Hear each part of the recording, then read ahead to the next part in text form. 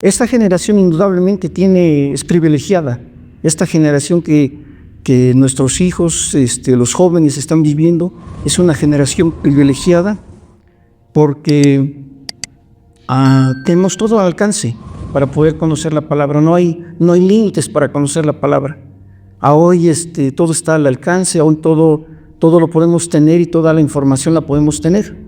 Y nosotros en la congregación, yo les cuento a los hermanos y les digo, en inicios del siglo pasado, 1910, 1920, la población en nuestro país, seguramente los datos oficiales dicen que como 7 de cada 10 personas en el país, 7 de cada 10 personas no sabían leer ni escribir, o sea que solamente había 3. Y esas 3 personas que sabían leer y escribir no tenían acceso a una Biblia, como hoy nosotros la podemos tener, porque era prohibido y porque todavía hasta como 1950, cerca de los 60, quien tuviese una Biblia en su casa era un hereje, era considerado un hereje por la religión oficial. Esos son datos históricos, los pueden checar en la historia, eso está escrito, eso no lo estoy inventando yo. Y hoy estamos parados en un punto, hermanos, donde podemos tener una Biblia sin ningún problema, donde podemos tener información sin ningún problema. Lamentablemente, aunque tenemos toda esa oportunidad, tenemos poco cultura de venir a la palabra, poco de tener una palabra. Yo les digo en la congregación a los hermanos, yo no entiendo, yo no concibo que haya un cristiano que no tenga una palabra, que no tenga una Biblia suya. Que aparte de que haya una en la casa, o 2 o 3 o muchas, cada uno de nosotros tiene que tener una. Y tiene que tener un marcador donde pueda estar señalando lo que Dios esté hablando a su vida. Te animo, hermano, a que lo hagas. Yo no digo que no lo estés haciendo. Si tú no lo estás practicando, practícalo. Porque estamos nosotros en un tiempo donde la gente quiere saber de la palabra. La gente en tu trabajo te va a preguntar, ¿tú en qué crees? Le pones una calcomanía una calcomanía cristiana a tu carro y la gente va a preguntar, un amigo tuyo te va a preguntar, ¿y eso qué? Te pagan por hacer propaganda y son oportunidades. La gente está diciendo, dime en lo que tú crees. A través de esa pregunta te está diciendo, dime en lo que tú crees. Entonces estamos parados, hermano, en un punto donde tenemos que aprovechar que tenemos la palabra a nuestro alcance. Y desde que celebramos que hace unos días la Reforma Protestante, donde un hombre vino a la palabra, vino a la verdad, encontró la verdad, y él dijo, yo no me retracto de eso que he creído. Y nosotros somos el resultado de lo que ese hombre un día hizo. Y por lo que ese hombre un día hizo, hay cristianos en Huejotzingo, hay cristianos en Villanueva, hay cristianos en este lugar y hay cristianos por todos lados. Y platicaba también con el hermano Tato hace rato y decíamos, de repente están unas personas en la congregación y después por situaciones de trabajo, de escuela, de lo que sea, se van a otros lados. Pero en esos otros lados están hablando la palabra. Y ese es el objetivo del cristianismo, hermano, donde estemos. Que la gente donde estemos, primero que nada, vea nuestra forma de vivir. Tenemos que esforzarnos porque nuestro cristianismo no sea una religión más. La gente no quiere escuchar religiones, la gente no tolera religiosos. Entonces tenemos que venir a la forma de vida de los ejemplos de Jesús. Y ahora que estamos en este congreso de Hagamos al Hombre, ya nuestro hermano Tato dio datos interesantes de esto. Imagínate en la eternidad, nuestro Dios decidiendo hacer al hombre, decidiendo hacer a la especie humana, y en ese deseo de hacer a la especie humana, trasciende hasta nuestros días de hoy, y esa enseñanza y ese privilegio que nosotros tenemos, los varones, es un privilegio, hermano. Desde el momento en que te concibieron tus padres y el papá te aportó su cromosoma y tu mamá su cromosoma X, y naciste varón, y en esta cultura y en muchas culturas ya estás de gane. ¿Sí me comprendes, hermano? Por haber sido varón en nuestra cultura, dejémoslo nada más en nuestra cultura, ya estás de gane. Porque las niñas, las mujeres, las damas en nuestra cultura, pues desafortunadamente muchas veces no es así. Estoy hablando de la generalidad en el país, no de la generalidad en las iglesias, sino la generalidad en el país. Entonces tú ya estás de gane, porque fuiste varón, y porque yo también fui varón, ¿no? Entonces estamos de gane. Dicen la información escrita que lo peor que le puede pasar a una niña cuando nace es haber nacido pobre y haber nacido mujer, haber nacido pobre y no hablar el castellano o el español como nosotros. Allá en los pueblitos olvidados ni siquiera lejos, en este mismo estado. Entonces nosotros, el haber nacido varones, decimos, no, pues ya la tenemos de gane, pero si vamos a verla como la Escritura enseña, nosotros tenemos responsabilidad. Y de eso es de lo que yo en esta mañana quiero hablar un poco. Qué bueno que están muchos jóvenes y que hay hombres que tienen una responsabilidad con una familia, y hay otros que a lo mejor seguramente ya están saliendo o ya salieron de esa responsabilidad con sus hijos. Los van a seguir viendo, pero finalmente su responsabilidad fuerte ya han salido con ellos. Entonces yo quiero invitarte, hermano, a que vayamos en nuestras Biblias a Génesis capítulo 2, donde me pidieron que en esta mañana pudiéramos hablar. Y vamos a ir al capítulo 2, hermano, Génesis capítulo 2, y vamos a leer del versículo 18 en adelante. ¿Estás ahí? Te voy a leer, yo voy a utilizar la versión NTV, y ahí voy a estar leyendo. Como el contexto de esta historia que vamos a leer el día de hoy, como el contexto de esta historia que vamos a leer el día de hoy, quisiera ir a los versículos previos, 15, 16. La enseñanza es ¿por qué necesitamos los hombres compañía? ¿Por qué los hombres necesitamos compañía? Y no es solamente en el sentido estricto de tener una pareja, sino en el sentido de poder tener colaboradores. Entonces lo vamos a ver en esta mañana. Bueno, voy a ir a Génesis capítulo 2, y en el versículo 15, el contexto de esta historia dice: el Señor Dios puso al hombre en el jardín de Edén para que se ocupara de él y lo custodiara. Dios hizo al hombre primero, lo puso allí en el jardín de Edén, dice, para que él no iba a estar ocioso, no iba a colgar una hamaca y iba a estar descansando y cortándose un plátano de este lado. Esa no es la historia del Edén. Dice que lo puso en el Edén para que lo custodiara y se ocupara de él, pudiera hacer mejoras. Siempre en la vida podemos hacer mejoras. Nada es perfecto. Lo que ya creemos que está bien hecho, todavía se puede mejorar. Entonces, en esa relación, Dios pone al hombre ahí en Edén y dice que lo puso para que él se ocupara y lo atendiera y lo custodiara. Versículo 16 dice: pero el Señor Dios le advirtió, lo puso en ese lugar y le dio una advertencia y le dijo: puedes comer libremente del fruto de cualquier árbol del huerto. Lo puso en un lugar donde había naranjas, mandarinas, donde había plátanos, donde había, nosotros tenía la vida resuelta, tenía todo, y además tenía el canto de los pajaritos, la pasaba de lujo. La pasaba de lujo. Puedes comer libremente del fruto de cualquier árbol del huerto. Y le dice, excepto del árbol del conocimiento del bien y del mal, de ese sí no, excepto del árbol del conocimiento del bien y del mal. Si comes de su fruto, sin duda morirás. Y ya sabemos las consecuencias de que comió el fruto y que nosotros hoy tenemos que, después de haber Adán pecado, Le dijo, vas a comer de aquí para adelante con el sudor de tu frente, ¿va? Le dijo, así le fue la indicación.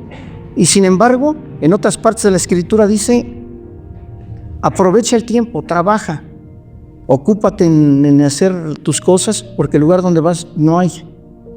Y tiene que ser el trabajo algo que dignifique. Entonces, en esta sala, hermano, estamos nosotros los que somos varones, los que de acuerdo a nuestra cultura nos han enseñado que gozamos de ciertos privilegios, pero vamos a ver qué enseña la Escritura. Y vamos a ver que ser varón, lejos de ser privilegios, de acuerdo a los planes de Dios, implica responsabilidad, implica compromiso. Fíjate cómo dice en el versículo 18. Versículo 18 es de donde va a comenzar la enseñanza en esta hora. Dice, después el Señor Dios dijo, no es bueno que el hombre esté solo, haré una ayuda ideal para él. En esto va a versar la enseñanza. Dice, y no es que el Señor no lo supiera, pues Él es soberano.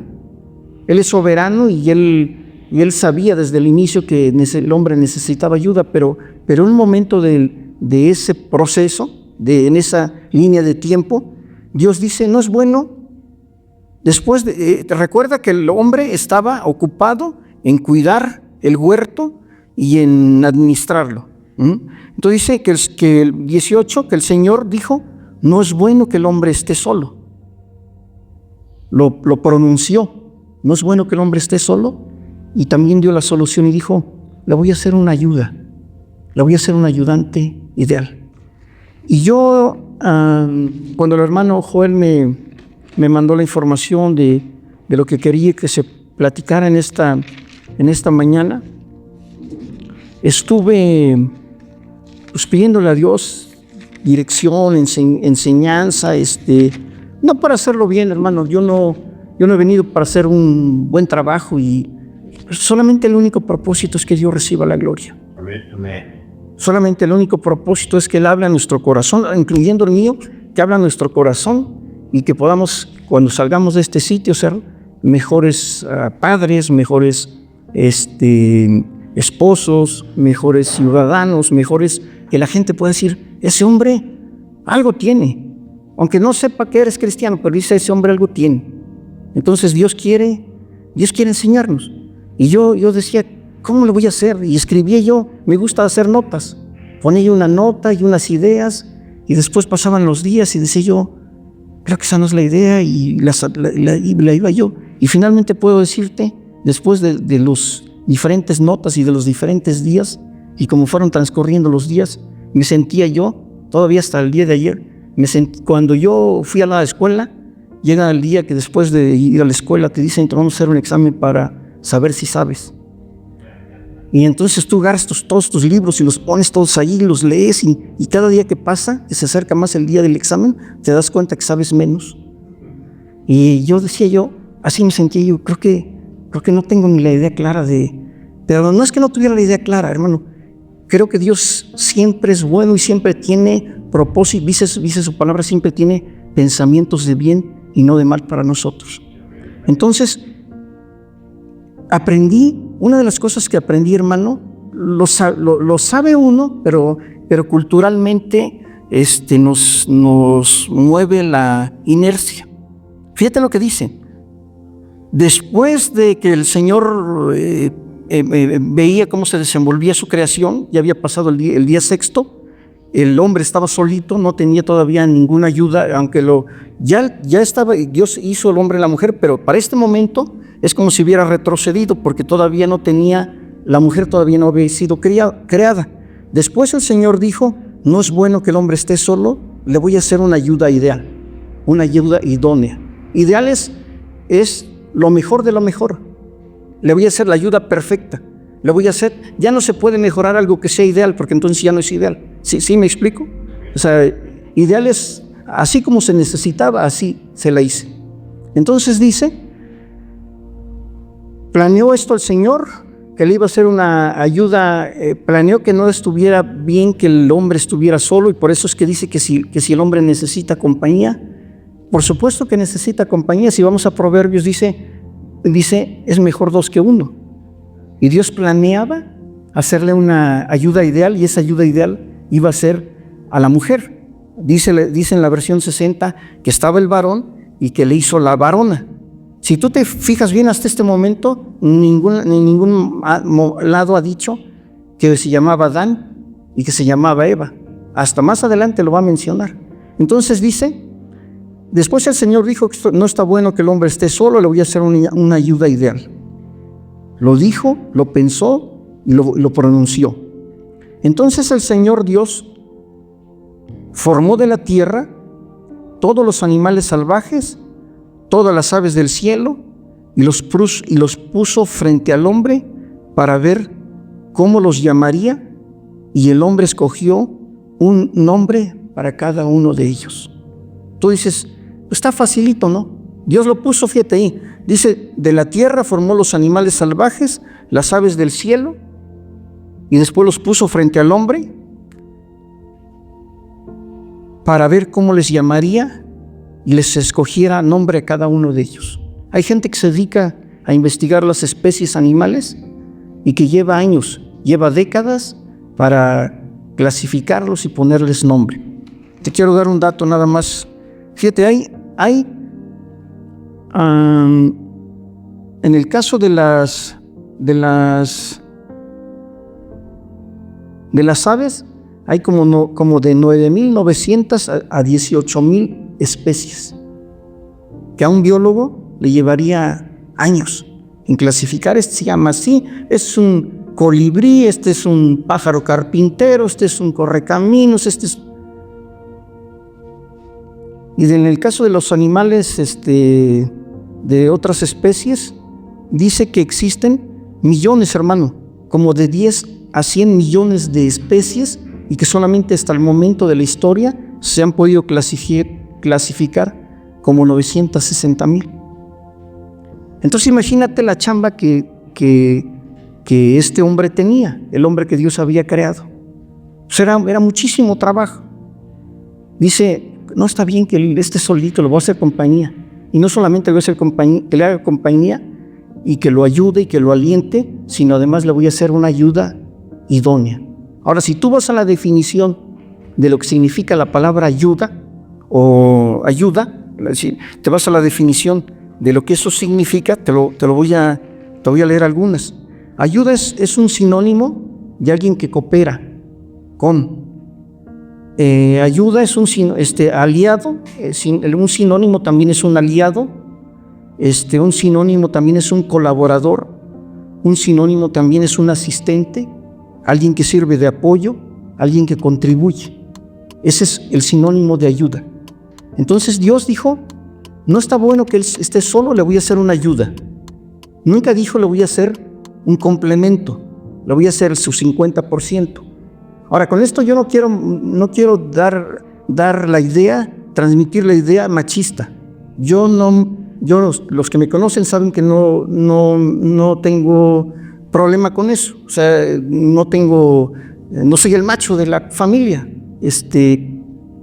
Pero está claro, está enseñando la palabra que Dios le puso a este hombre una ayuda. Y cuando se refiere a la ayuda, me quiero referir al hecho de que la ayuda no es quien iba a entregar las cuentas del trabajo. ¿Sí me explico? Tú estás en tu trabajo, eres un empleado en alguna empresa y te ponen un ayudante. Te dicen, él es el que te va a ayudar, tú le vas a indicar lo que se va a hacer, pero al final de cuentas viene el patrón y no le pide cuentas al ayudante, te pide cuentas a ti, que tú eres a quien contrató. Y ahí quiero hacer hincapié, hermano, porque estamos viviendo tiempos, si a ti te gusta saber de las generaciones que se han venido en la historia, estamos viviendo en un tiempo, y lo digo con respeto para los jóvenes, las nuevas generaciones, pero estamos viviendo un tiempo donde las nuevas generaciones quieren las cosas fáciles, sin el menor esfuerzo. Y eso no es posible, hermano. Todas las cosas se requiere esfuerzo. No hay atajos en la vida. Cuando tú tratas de buscar un atajo, la vida te va a cobrar tú te creíste muy listo y la vida te va a cobrar esos atajos. Yo les decía, y no digo que las generaciones anteriores fueron mejores, no, indudablemente, pero sí trae, junto con la generación, junto con sus beneficios, con sus ventajas, trae otras cosas negativas. Y una de las cosas negativas es que se quieren las cosas fáciles y se requieren las cosas pronto y sin esfuerzo. Y eso no existe. Hoy prendes la tele, bueno, yo no sé si todavía eso suceda, yo no veo tele, pero en la medianoche cuando no puedes dormir y pones la tele y están esos comerciales donde dice que tú te puedes conseguir un aparato que te sobe el abdomen y que no te preocupes y que con eso está resuelto el problema. Y cómate toda la que tú quieras y esto no pasa nada. Y eso no es cierto, ¿va? Requiere esfuerzo. Entonces, cuando venimos a esta idea, nos damos cuenta que se requiere, si tú eres cristiano, hermano, si los que estamos acá somos creyentes, nosotros tenemos que entender que el plan de Dios para los que somos creyentes no es como el mundo lo dice. El plan de Dios para los que somos creyentes requiere esfuerzo, requiere determinación, requiere compromiso. Y no es, como decía al principio, como un privilegio. Me tocó que mi papá aportara su cromosoma Y en lugar de haber aportado el X, y mi mamá aportó su cromosoma X, y entonces pues por eso estoy acá. Y entonces soy privilegiado. Y entonces me tienen que servir. Quiero leerte, bueno, no vamos a leerlo, solamente tú recuérdalo, porque yo sé que yo tengo un problema. Uno de mis problemas es que conecto ideas, una acá y luego otra allá y luego otra allá, y de repente alguien se pierde. Y discúlpame, hermano, todavía no he podido corregir esa parte, pero conéctate en esta idea cuando Jesús está con sus discípulos en su última cena. Jesús está con sus discípulos en su última cena. Ellos traían un conflicto, los discípulos, de toda la vida. ¿Cuál era ese problema? Que todos decían, yo soy el dedo chiquito de Jesús. Y otros decían, ¿cómo crees? Pues, nomás fíjate quién llamó el otro día que fuimos a tal lado, no a mí. Y entonces ellos tenían un conflicto. Hasta la mamá de uno de ellos intervino y le dijo, Señor, cuando tú estés en tu reino, ¿será posible que mi hijo Juanito y Panchito se sienten junto a ti? ¿Va? Así dice la Escritura, ¿no? Que intercedió la mamá y dijo, Señor, échales la mano. Entonces ellos luchaban con eso. Y esos somos los seres humanos. ¿Por qué luchamos por eso? Pues porque queremos fama, queremos reconocimiento, queremos mover nuestras influencias, queremos hacer el menor esfuerzo. O sea, queremos tener un puesto donde tengamos privilegios. Así somos los seres humanos. No sé, si tú no te sientas de repente aludido, hermano, porque pues así somos todos los seres humanos. ¿Ajá? Y cuando no conocemos a Dios, pues es lo que nos enseñan. Es en lo que nos adoctrinan para que pasemos encima de todos y pisoteemos a todos. Y todos nos rindan pleitesía. Sin embargo, en esta escena, Jesús les dice, ustedes dicen que yo soy el Señor. ¿Recuerdan? Ustedes dicen que yo soy el Señor. Y tienen razón, soy el Señor. ¿Sí se comprende esta idea? ¿Sí, ya te conectaste con esta idea? Con esta parte de la Escritura. Dice, ustedes dicen que yo soy el Señor y tienen toda la razón, lo soy. Pero eso no me quita que yo tenga la capacidad de arremangarme, ponerme una toalla y poderles lavar los pies a los discípulos. La enseñanza, hermano, cuando dice, le voy a hacer una ayuda idónea, quiero hacer énfasis en esta parte, dice, Dios le dio una ayuda idónea, pero esa ayuda no es su secretaria, no quiero utilizar palabras fuertes, pero no es su chacha. O sea, es quien le apoya, quien le ayuda, pero las cuentas no son de ella. Estamos viviendo tiempos, hermano, donde la mujer hace una jornada como nosotros. Se va y cumple sus 8 horas en su chamba y además tiene que venir y tiene que preparar la comida a la mañana, antes del desayuno, antes de salir, y tiene que mandar a los niños a la escuela y tiene que regresar y preparar otra vez la comida, y tiene que organizarse para un día lavar la ropa, y tiene que pensar qué les va a hacer mañana, y tiene que darles de cenar, y tiene que hacer muchas cosas. Ni las hermanas me dieron una lana para decir lo que estoy diciendo, ni soy en favor de las hermanas. Esa es la realidad. La chamba, hermano, es de nosotros. La responsabilidad es de nosotros. Entonces, si tú estás joven y planeas casarte un día, dice la Escritura, está bueno. Es bueno que el hombre no esté solo. Pero también dice la Escritura, si hay algún hermano que dice, ¿sabes qué? Yo no quiero casarme, yo me doy cuenta que como estoy, disfruto estar. Y dice la Escritura, también está bueno. O sea, no hay problema con eso. Nomás dice en el caso de los que están solteros, nomás, hermano, no andes regando el tepache. Perdona mi lenguaje, hermano, esa también es otra área que pues me gusta así las cosas llanas y sencillas como son. Entonces, si tú dices, ¿sabes qué, hermano? A mí no me place casarme, está bueno, perfecto. Es más, Pablo dice, tener una familia no es cualquier cosa. Tener una familia implica responsabilidad, imagínate cuando se enferman, lo que decía nuestro hermano Tato, imagínate todo lo que les adoctrinan a los hijos, a los niños en la escuela, se requiere que pases tiempo con él. Entonces, tú vas hablando de la generalidad de los hombres en nuestro país, no hablando de la particularidad de los hermanos, sino la generalidad. ¿Cuál es la generalidad? Pues que va y cumple con una jornada de trabajo, ¿no? 8, 10 horas.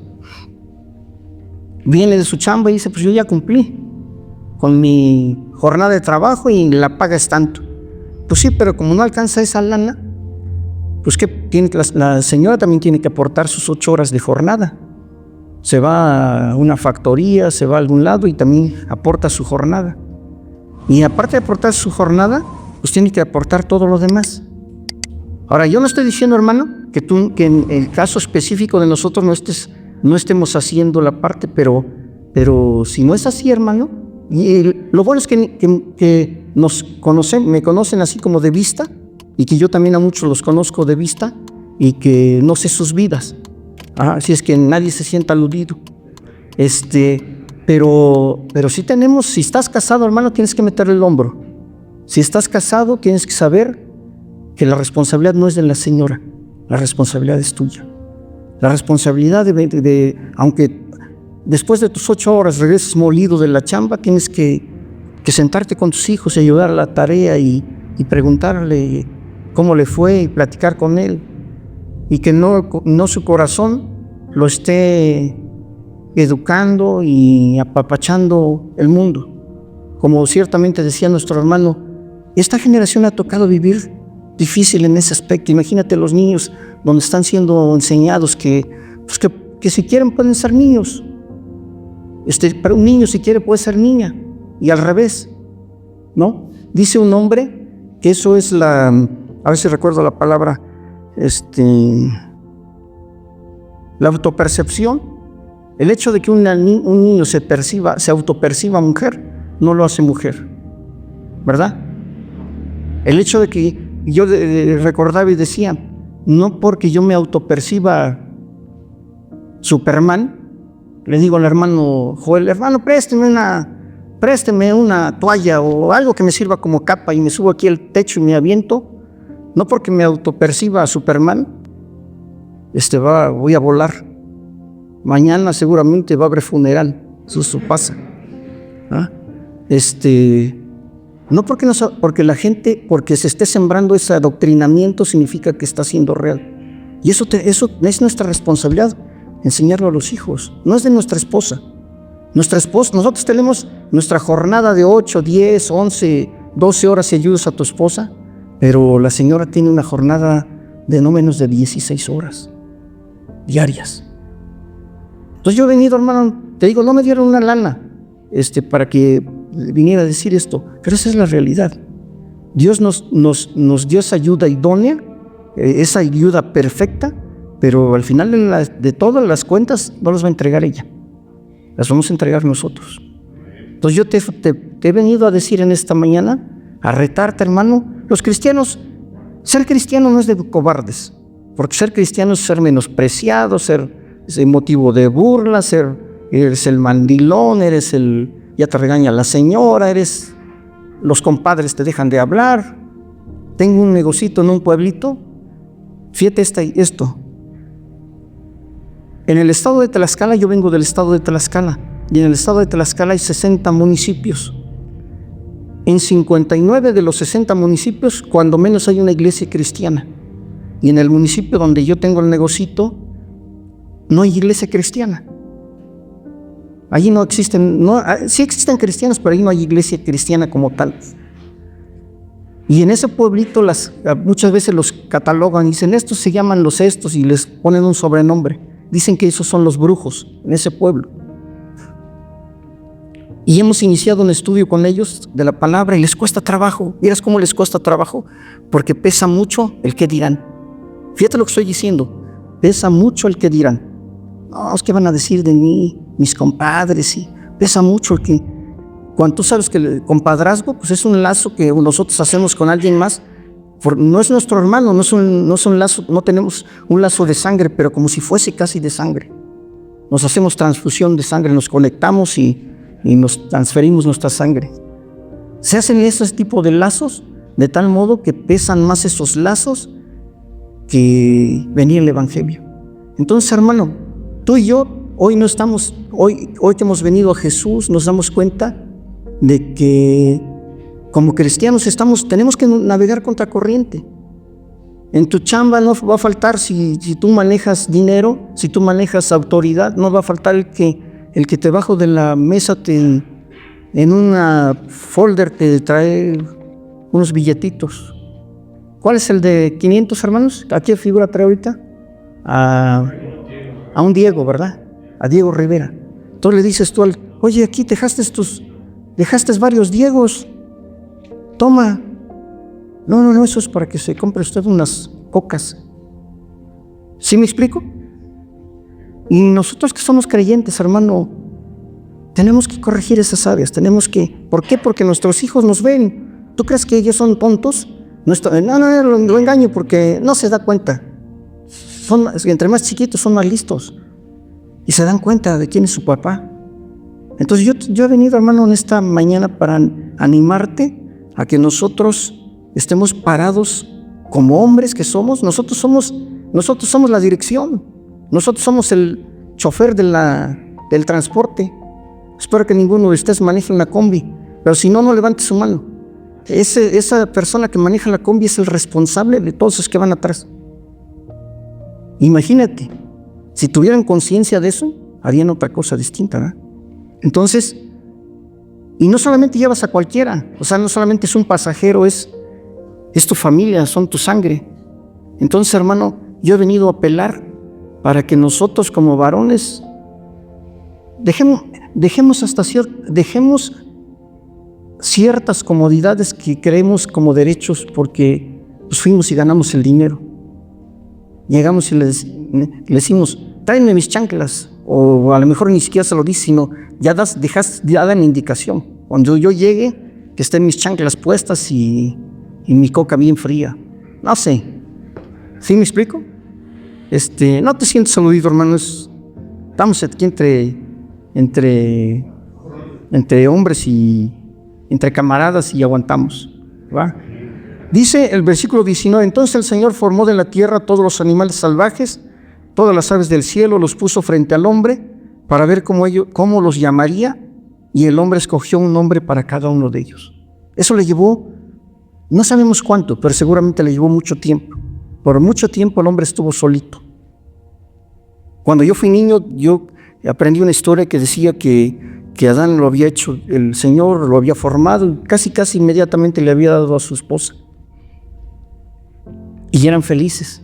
Y la realidad es que no es así. Lo puso ahí, y fíjate lo que dice el 20, puso nombre a todos los animales domésticos, a todas las aves del cielo y a todas las animales salvajes, pero aún no había una ayuda ideal para él. Estuvo haciendo su chamba de poner nombres, y todavía no había una ayuda ideal para él. No era cualquier cosa. No nada más era, pues a ver que desfilen y, este se va a llamar así. Era complicado, complicadísimo. Y él estaba ahí solito haciendo ese trabajo, y hasta que terminó, dice, puso nombre a todos los animales. O sea, terminó. A los animales domésticos, que domésticos son pues como 40 especies, esas a lo mejor no tuvo mucho problema, ¿no? A todas las aves del cielo y a todos los animales salvajes, pero aún no había una ayuda ideal para él, una ayuda idónea para él. Y son dos palabras importantes: ayuda, un ayudante, porque recuerda, hermano, el que tenía que dar cuentas, el que tendría que rendir al final del día la información, será el hombre. Entonces, una ayuda ideal. Imagínate cuando tú tienes una ayuda ideal, si tú manejas personas, y dentro de las personas que manejas está una persona que es literalmente, como lo dice la Escritura, una ayuda ideal. ¿Cómo es esa persona? Pues que todavía ni le has dicho las cosas y él ya sabe lo que tiene que hacer. Todavía ni le dices mueve en la calle, él ya le está moviendo. Tenía yo un ayudante, un joven que me ayudaba, y ese joven así era. Han pasado meses de que él se fue, estuvo conmigo un tiempo largo, y después de haberse ido, han pasado meses que todavía las gentes dicen, ese era un garbanzo de libra. Y yo también lo digo, ese era un garbanzo de libra. Porque todavía ni le decía yo lo que íbamos a hacer, y él ya lo estaba haciendo. Él ya sabía lo que se tenía que hacer. Entonces, Dios le dio a ese hombre de la historia que estamos viendo una ayuda de esas características. Fíjate cómo continúa diciendo. Versículo 21. Entonces el Señor hizo que el hombre cayera en un profundo sueño. Mientras el hombre dormía, el Señor Dios le sacó una de sus costillas y cerró la abertura. Ubícate en la historia. Está ahí este hombre poniendo nombre a todos los animalitos, termina su trabajo y todavía sigue sin esa ayuda idónea. Y dice, entonces el Señor Dios hizo que el hombre cayera en un profundo sueño. Es como cuando tú vas al hospital y te dice el médico, ¿sabe qué? Le vamos a tener que hacer una cirugía, y mientras estás allí acostado en la cirugía te ponen en el suero una inyección y te quedas dormido. Te ponen un tranquilizante, un anestésico, y por un tiempo te quedas sin conocimiento, y además sin conocimiento, sin sensibilidad. O sea, aunque te estén cortando, no sientes nada. Entonces dice que pasó esto con este hombre. El Señor ya había inventado la cirugía desde la creación. Él es soberano, Él es el Señor. Y dice que mientras el hombre estaba durmiendo, el Señor Dios, que Él es cirujano, sacó una de sus costillas y cerró la abertura. Y tú dices, a lo mejor tú dices, y bueno, ¿por qué fue una costilla? ¿Y por qué no fue otra parte de su cuerpo, sino fue una costilla? En algún momento yo decía, yo escuché a alguien que decía que bueno, era una costilla porque está al lado, la mujer siempre tiene que estar al lado de él. Realmente ni siquiera sabemos por qué fue una costilla, simplemente porque al Señor así le plació, punto. Dijo, de aquí yo la quiero hacer, y Él es soberano. Dice la Escritura en Romanos, dice, ¿a poco tú le vas a cuestionar al alfarero cuando hace un barro, cuando amasando su barro, con el barro, con un poco del barro hace un jarrón para poner unas flores, y con la otra parte del mismo barro hace un cesto para la basura? ¿Tiene libertad de hacerlo? Pues es su barro. Nuestro Señor tiene libertad de haberlo sacado de donde Él quisiera, hacerlo como Él quisiera. Él es Dios, Él es soberano. Entonces, en su soberanía, Él dijo, pues me gusta una costilla. Y entonces, ¿qué hizo? Pues que le sacó una costilla, ¿no? Le desarticuló la costilla, se la sacó y cerró la herida, ¿no? Le echó ahí unas puntadas y resuelto el problema. Entonces el Señor Dios hizo de la costilla, bueno, ya una vez que le suturó la parte donde le había sacado la costilla, le despertó de la anestesia y dijo, ¿y dónde estoy? ¿Qué pasó? Y todo bien, todo bien, no tenía nombre, todo bien. Entonces, solamente que seguramente le pudo haber dicho, tuve que hacer esta cirugía para sacarte una costilla, y ya ahorita tú verás. Entonces el Señor Dios hizo de la costilla a una mujer y la presentó al hombre. El Señor agarra la costilla, hace una mujer y dice, se la enseña al hombre. Dice, ¿cómo ves? Y entonces, ¿qué dice más adelantito? Señor, te luciste. Al fin, exclamó el hombre, esto es hueso de mi hueso y carne de mi carne. Te luciste, Señor. Mejor no pudo haber estado. ¿Sí? ¿O no? ¿Sí, va? Fíjate, es interesante, ¿no? Entonces el Señor Dios hizo de la costilla una mujer y la presentó al hombre. Y no necesariamente, hermano, dentro del grupo hay personas que tienen a su esposa y que tienen matrimonio de 30 años, 25, 30 años, a lo mejor hay jóvenes, matrimonios jóvenes que tienen 5 años, 8 años, 10 años, y a lo mejor hay algunos jóvenes que no tienen, están solteros, pero que dicen, pues es el proceso normal, y yo un día deseo tener una esposa, y están en lo correcto.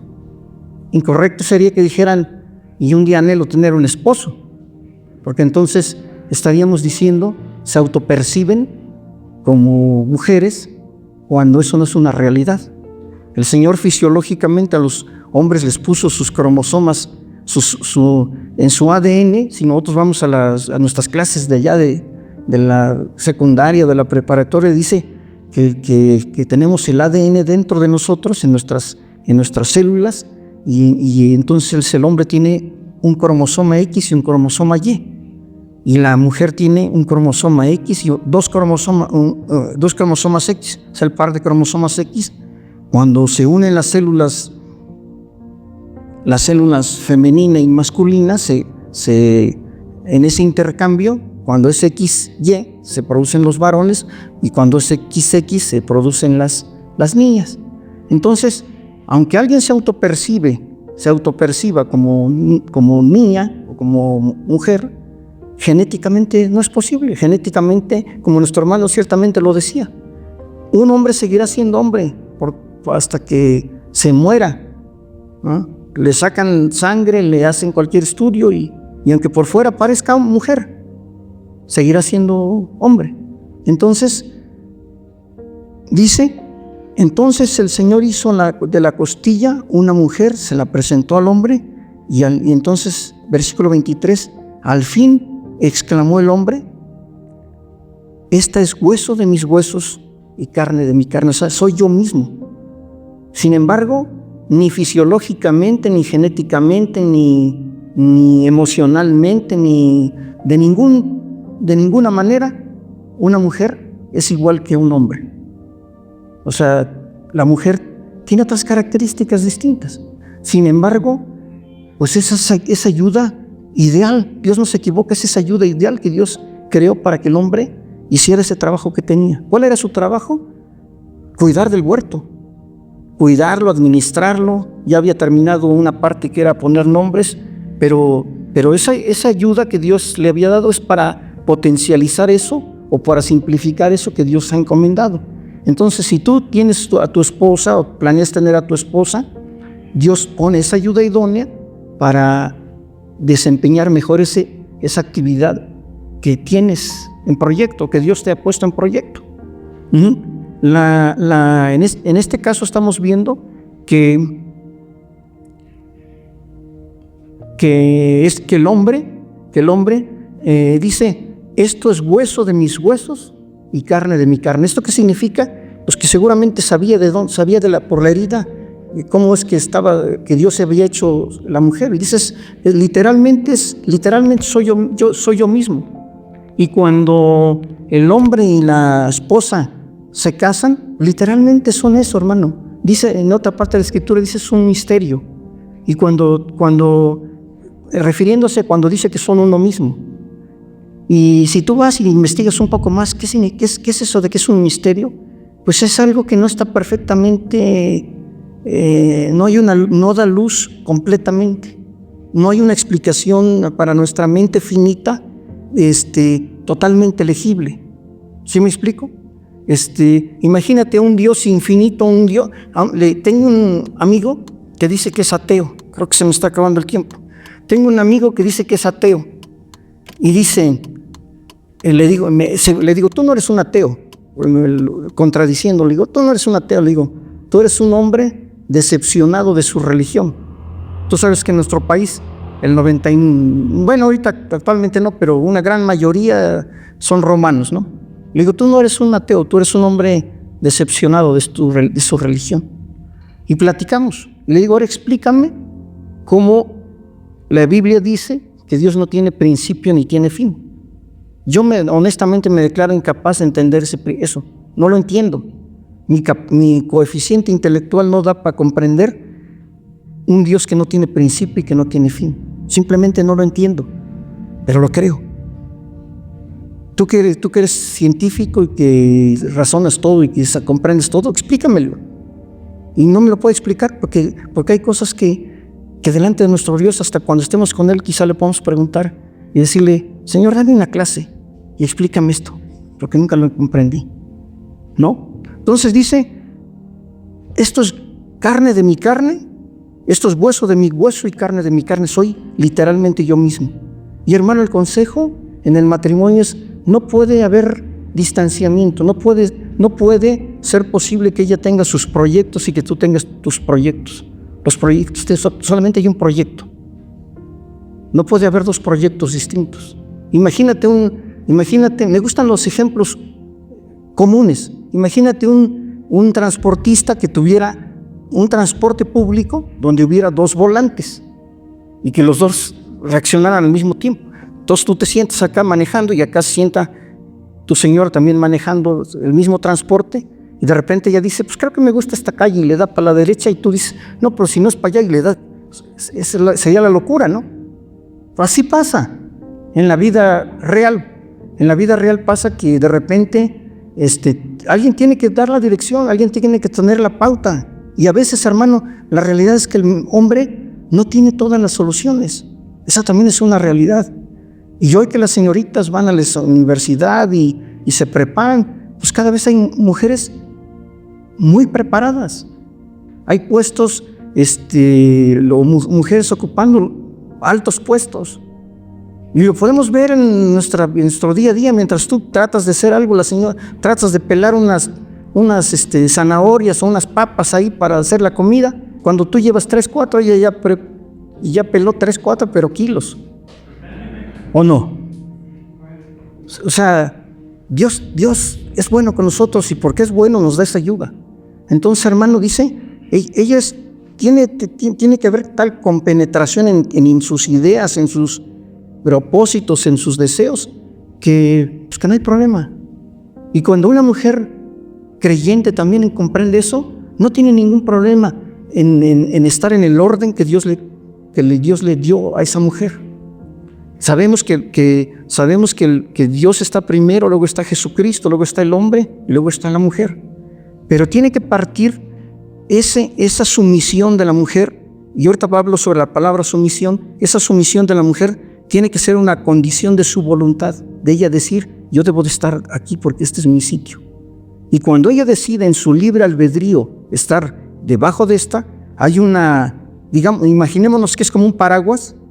Está en un día lluvioso y ella dice, pues, ¿por qué me voy a estar mojando si me puedo poner acá abajo? ¿No? Cuando ella en su libre albedrío decide que estar en esa posición, Dios le honra. No es que una mujer sea inferior, no es que no sea capaz, no es nada de eso. O sea, erróneamente también hay la sociedad y los medios de comunicación y todo se han encargado de inyectar esa parte a la mujer. Así, no, pues ¿por qué te dejas? Si tú eres igualito. Y por eso las condiciones de feminismo y de luchas por la igualdad, por la equidad y todas esas cuestiones.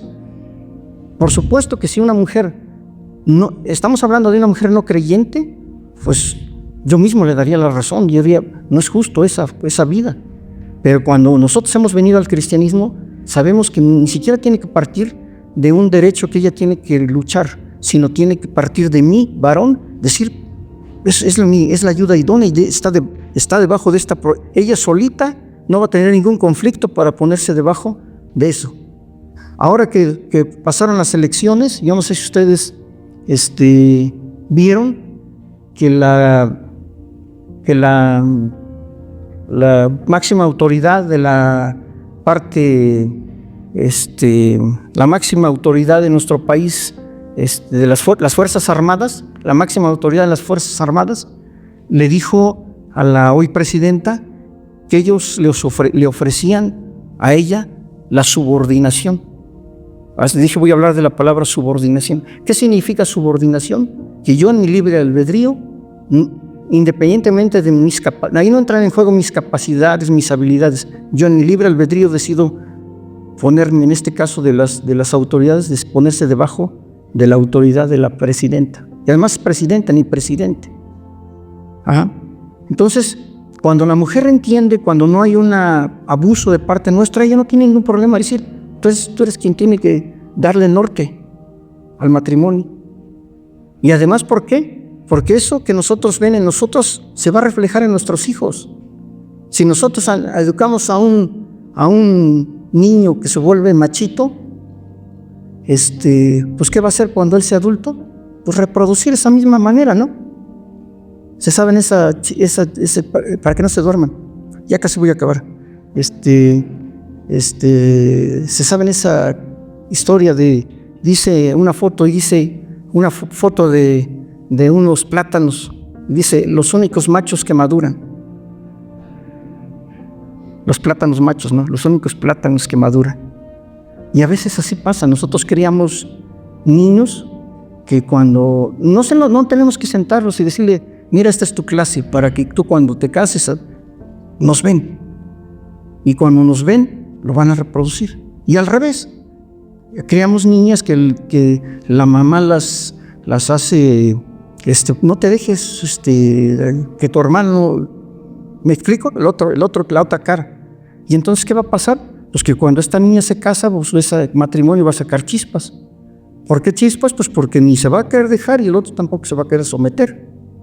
Entonces, ¿por qué te digo todas estas ideas sueltas, hermano? Porque tú que eres el varón, yo que soy el varón, no estamos parados en una posición de privilegio por ser varones. Estamos parados en un punto donde tenemos que redoblar nuestros esfuerzos, donde tenemos que redoblar nuestra relación con Dios.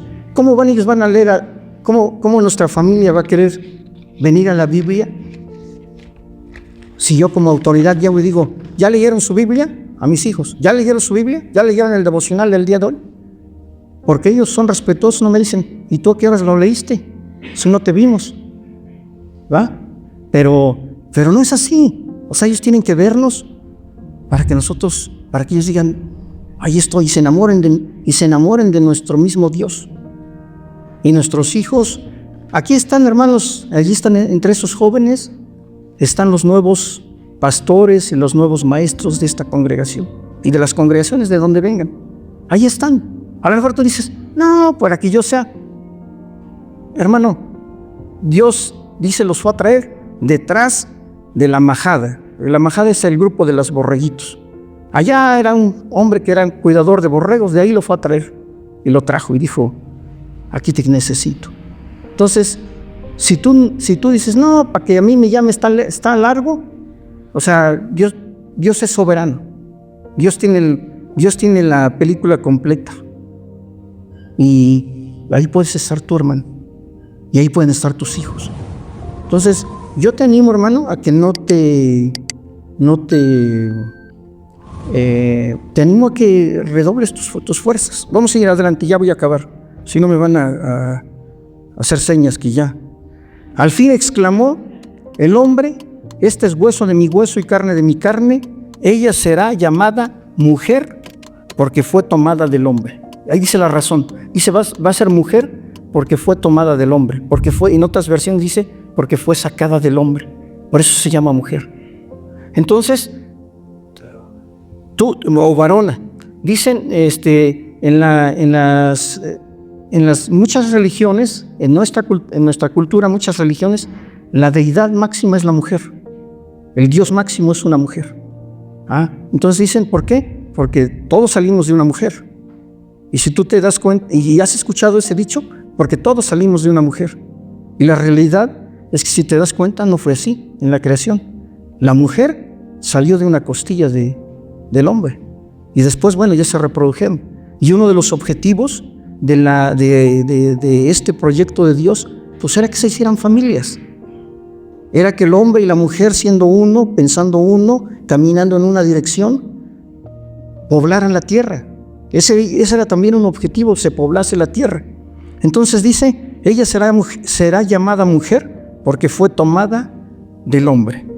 Esto explica por qué el hombre deja a su padre y a su madre y se une a su esposa y los dos se convierten en uno solo.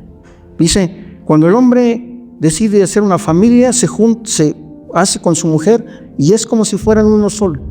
Y esa es la razón por la cual hacen una familia nueva, hacen un núcleo nuevo. Y ese es un consejo que muchos pastores les dicen a los jóvenes que se quieren casar. Está bueno que te quieras casar. Búscate un departamentito, búscate un sitio, pero no vivas en la misma casa de tus padres. No lo está diciendo en el sentido literal, pero sí lo está diciendo en el sentido de que esos dos son una nueva célula. Y esa nueva célula pues necesita ciertas condiciones distintas. Ahora dice, versículo 25, y con esto voy a terminar, dice, ahora bien, el hombre y su esposa estaban desnudos, pero no sentían vergüenza. ¿A qué hace referencia? Pues hace referencia a la inocencia en la que en ese momento estaban.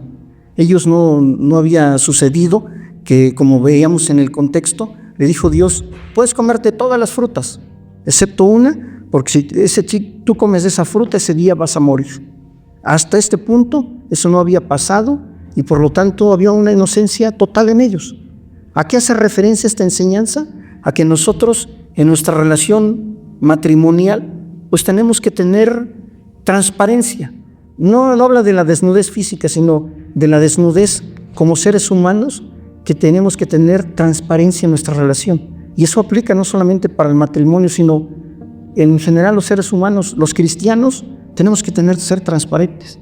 No podemos no podemos fingir. Hoy, a veces yo platico mucho con gente del campo y platico mucho con gente grande, y la gente grande dice, no necesita estar escrito en un papel. Si lo estamos acordando, lo hemos acordado, eso vale.